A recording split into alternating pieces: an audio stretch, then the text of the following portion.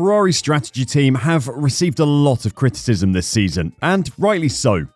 Opinions on just how bad the Ferrari strategy team have been vary, but they've cost themselves well in excess of 100 points this season across the two cars. Ferrari boss Matteo Binotto is getting sick of the criticism though, and has pointed at another team who's been just as bad this season. Who is Matteo pointing the finger at, and just how bad are the mistakes the other team has made? Let's check it out. In the first half of the season, when the drivers' title race was still close, Ferrari came under fire from pretty much everyone for the strategy decisions they were making. Charles Leclerc got especially frustrated with his team at times. The image of the Ferrari pit wall with clown faces pasted over their heads got circulated almost every race. The Silverstone mistake in particular sticks out as a bad one, when Ferrari failed to pit Leclerc during a late safety car, which left him completely stranded as every car behind him pitted. Matteo claimed post-race they wouldn't have had time, but was instantly proved wrong by literally anyone who could be bothered to look back at the race. Well, that was then and this is now. Ferrari have managed to avoid any particularly embarrassing mistakes in recent races, and since then they've been out of the title race, so people haven't really cared. Matteo stuck by his team, didn't cave to the calls for his staff to be fired, and said they would solve the problems internally. It seems to have worked. But the bad taste of the media interrogations Ferrari received after every race is still in his mouth. So, when Mercedes made an awful strategy error in Mexico, Matteo wanted to know why the media weren't launching an investigation into their errors. Ferrari team principal Matteo Binotto believes rivals Mercedes were quick enough to win the last two races, but they didn't make the right choices on tyre strategy. Lewis Hamilton finished second to Max Verstappen at the Autodromo Hernández Rodriguez on Sunday and in Austin a week ago. On both occasions, he was left questioning his team's tyre strategy. In Austin, Hamilton was left without a fresh set of medium tyres for the final stint. He had to run on hards, which allowed Verstappen to catch and pass him on mediums. The pair ran different strategies in Mexico. Hamilton started on mediums and switched to hards, while Verstappen went from soft to medium and pulled away from his rival, finishing 15 seconds ahead.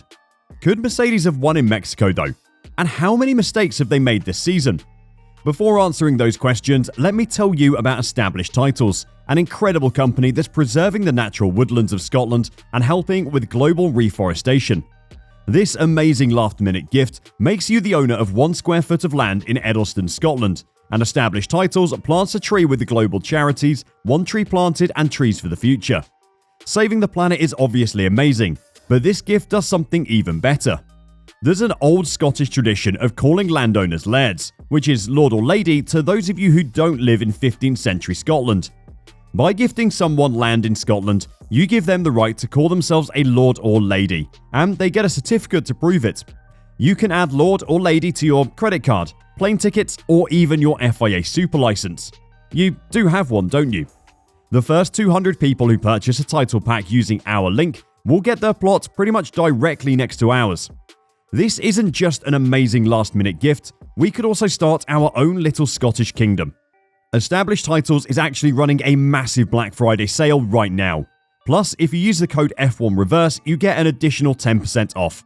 Go to establishedtitles.com/F1Reverse to get your gifts now and help support the channel. If you bought an Established Titles product with our code, let us know in the comments below so we can shout you out by your proper title. There is no denying that Mercedes have been improving this year, and that may be masking the mistakes they have been making. In an interview, Ferrari team principal Matteo Binotto was asked if the upward trajectory of the Silver Arrows is a concern.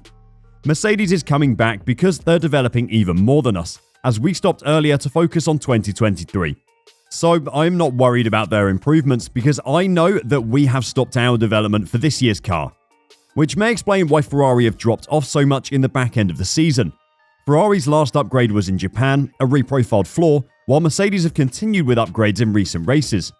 Matteo carried on by saying, "In Hungary, we've been criticised, and it happens when we make choices that are not completely right. But Mercedes has lost the last few races by making the wrong choice of tyres, so it's not just us who make certain mistakes. We came to the conclusion that the soft-medium strategy was the best choice because on Friday, we saw the soft didn't have such great tyre degradation. We had to manage the tyres to make a stop, and this is also part of the motivation for our pace." Matteo might be right to point to Mercedes' errors in the last couple of races, And we'll look at the Mexico tyre choices shortly. But is the Ferrari boss right to compare his own team to Mercedes? I'm pretty sure you will all agree with me when I say no, he isn't. It seems quite a nonsensical stretch to compare Ferrari's diabolical errors with Mercedes' near misses in recent events. Ferrari have thrown away well over 100 points this season with their mistakes. Mercedes haven't been anywhere near that bad. But how bad was their choice of strategy in Mexico? They made the decision to do a one-stop race, starting on medium tyres and then transitioning to hard tyres after the first stop. While the race was devoid of much overtaking action, a tactical battle was playing out at the front. Red Bull had started their drivers on soft tyres, while Mercedes opted for the more durable but slower mediums. In the early stages, it looked like the Silver Arrows had picked the best strategy.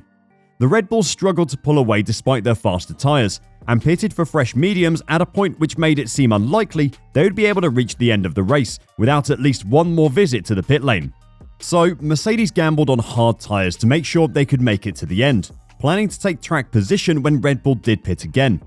But they never did, as they looked after their tyres well and both Russell and Lewis Hamilton were powerless to get close enough to attempt an overtake. Before the change of tyres, Russell was heard on team radio asking for his medium stint to be extended.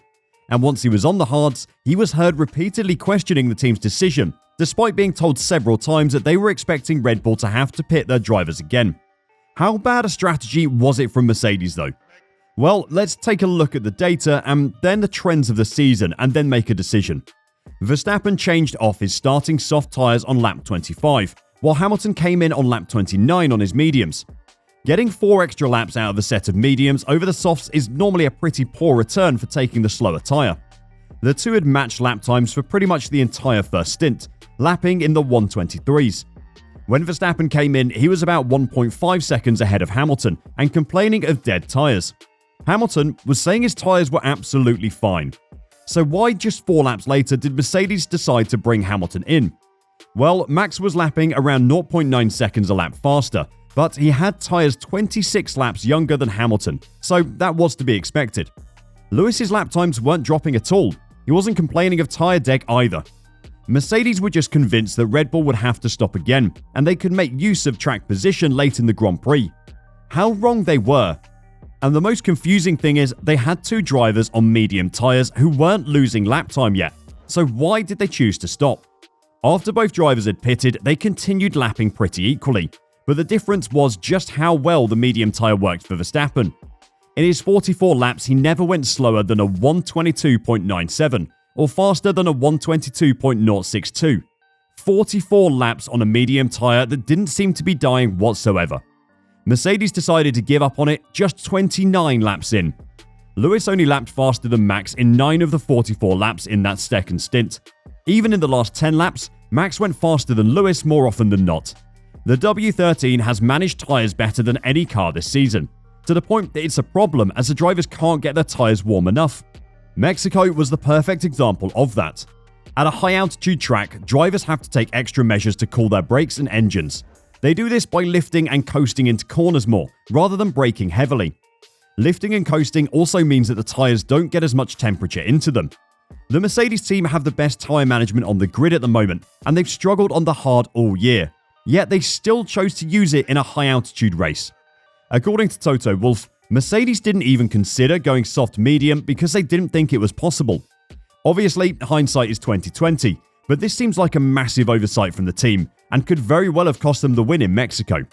This isn't the first time this year Mercedes have made sub-optimal strategy choices and people are starting to notice. Ex-F1 driver Jolyon Palmer feels Mercedes' failure to nail the ideal race strategy is becoming a regularity. I feel like it's a little bit of a recurring theme sometimes for Mercedes.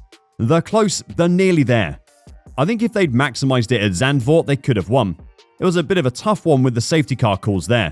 Quick thinking, quick reactions. Here, I just don't really understand what they did with Russell particularly. We focused on Hamilton as he was in a direct fight with Verstappen, but Russell, who Palmer mentions, was pleading for the team to leave him out during his first stint, because his mediums were still good. Even on track, he could identify that a medium to soft one-stop was on, but Mercedes completely overlooked it and forced him to pit. Mercedes are getting faster this season. Their chances of winning are getting better, but in Mexico, they threw away their opportunity through poor strategy choice. Ferrari have definitely been worse this season, but it was Mercedes with a clown crew on the pit wall in Mexico. Do you think Binotto is right to be angry? Let us know your thoughts in the comments down below, and until next time, drive safe and bye for now.